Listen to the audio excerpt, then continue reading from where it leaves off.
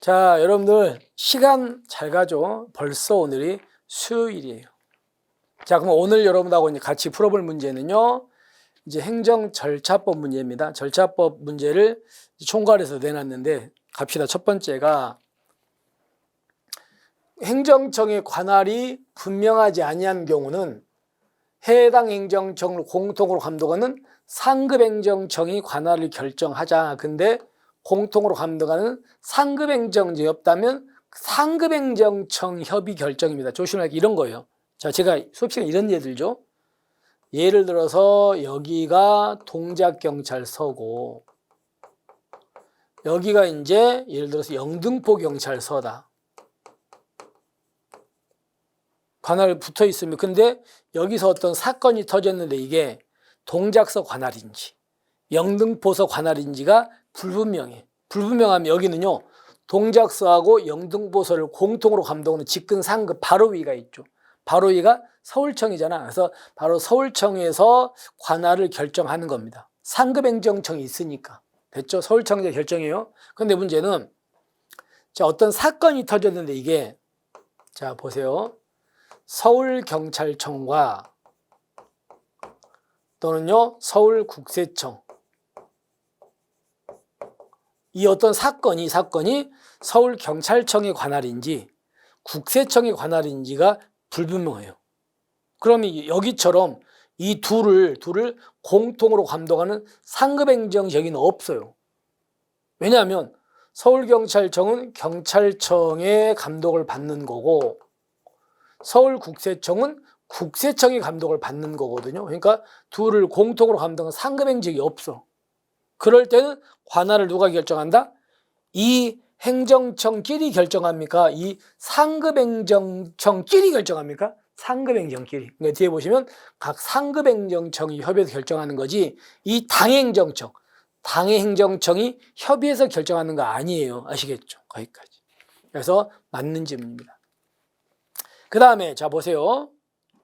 행정청이 A한테 이제 만약에 불이익 처분을 할 때 하기 전에 누구의 말도 한번 들어봐야 돼? A의 말도 한번 들어봐야 되죠.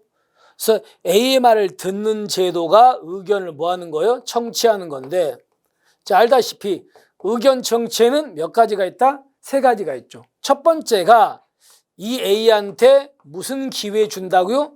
의견 제출 기회를 줍니다. 두 번째가 뭘 열어요? 청문을 열어요. 세 번째가 뭘 엽니까? 공청회를 열어. 이렇게 해가지고 이제 이 사람의 의견을 듣잖아요. 그죠? 근데 이제 문제가 청문은 야 보세요. 공청회나 청문을 열면은 의견 제출 기회를 안 줘도 되죠. 근데 이걸 안 열면 주라 그랬잖아. 근데 여기서 문제가 청문은 그러면 어떨 때 엽니까? 청문은 여는 사유를 꼭 암기하셔야 돼. 첫 번째가 법령에 규정돼 있으면 열죠. 다른 법에 청문을 열어 이렇게 돼 있으면 열어야 되죠. 두 번째가 행정청이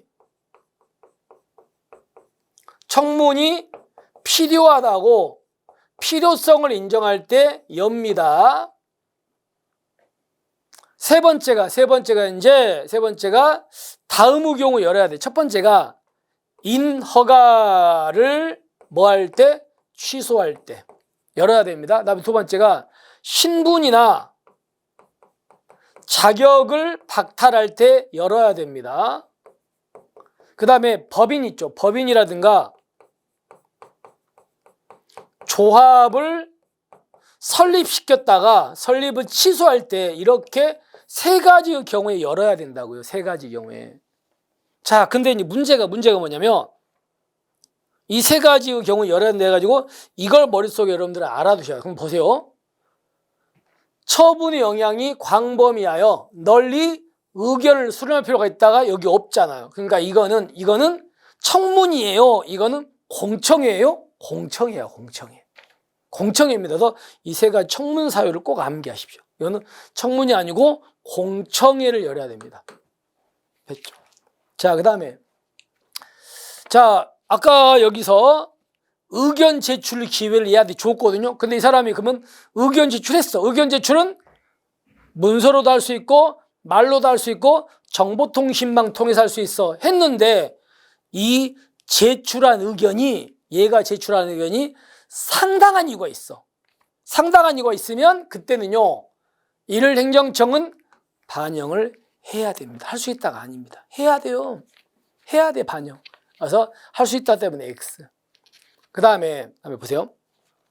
아까 앞에서 이런 경우에 청문을 열죠. 청문을 여는데 이 A라는 사람이 청문을 공개하자고 신청이 공개하재요. 그러면 이제 갑시다. 당사자가 공개를 뭐하거나 신청하거나 청문을 끌고 가는 주재자가 이거는 공개해야 될 것 같아. 그러면 내 공개를 할 수 있답니다. 할 수 있다 해야 되는 거 아니야. 당사자가 신청하거나 청문 주재자가 필요하다고 인정하면 공개할 수 있다. 다만 공익 또는 제3자의 정당한 이익을 현재 해칠 우려가 있으면 공개하면 안 되고 그때는. 그래서 이 부분 때문에 X입니다. 그 다음에 여기 조심하세요. 자 보세요. 우리 아까 봤던 청문을 열으라는 사유에 해당해서 행정청이 청문을 열어요. 그러면 보세요. 행정청이 A한테 불이익 처분을 할 때 이제 법에서 청문을 열으라고 돼 있거든요. 그러면 청문을 만약에 연다면 7월 만약에 한 30일쯤 연다면요. 청문이 열린다는 사실을 A한테 알려줘야 되겠죠. 이 당사자한테. 야, 몇 월 며칠 날 몇 시에 청문이 열리거든. 너 나와. 이렇게 이 A한테 청문 열린다고 알려주는 게 며칠? 10일이에요. 이게 10일. 그런데 여러분들 청문을 끌고 가는 사람은 누구라 그래요? 청문 주재자라 그래. 이 주재자한테 자료 같은 걸 또 줘야 돼. 그래서 이거 보세요. 청문 시작된 날부터 10일 전까지 청문 주재자에게 자료를 준다? 이거는 주재자한테 주는 건 며칠이야? 7일입니다. 그러니까 얘한테 주는 건 시작되는 날부터 7일 전까지고요. A한테 주는 건 A한테 통보하는 건 10일 전까지야. 헷갈리지 마세요. 주재자 나오면 7일 전, 당사자 나오면 10일 전이라고요. 아시겠습니까? 그렇게 해가지고 헷갈리지 마십시오. 그래서 7일입니다. 저기는. 그 다음에 자 보세요. 행정청이 A라는 사람한테 처분을 할 때 처분을 한 이유가 있겠죠? 이유가 있을 거 아닙니까? 이러이러한 이유 때문에 우리가 너한테 이런 걸 하는 거야 라고 이유를 제시해야 되는데 근데 문제는 처분을 할 때 이유 제시를 뭐 할 때가 있다? 생략할 때가 있습니다. 그럼 어떨 때 이유 제시 생략할까요? 이거죠. 첫 번째 세 가지인데 첫 번째가 이거예요. 신청한 내용을 얘가 허가해달라고 신청을 했거든. 근데 그거를 모두 다 그대로 인정할 때예요. 내가 5층짜리 건물을 짓겠다고 신청했는데 행정청이 내가 신청한 대로 5층 허가를 그대로 해줍니다. 그럼 나는 행정청은 그대로 해주니까 이유제시 안 해도 되겠죠. 그 다음에 두 번째가 단순 또는요 반복적인 처분 또는 경미한 처분으로 당사자가 이유를 명백히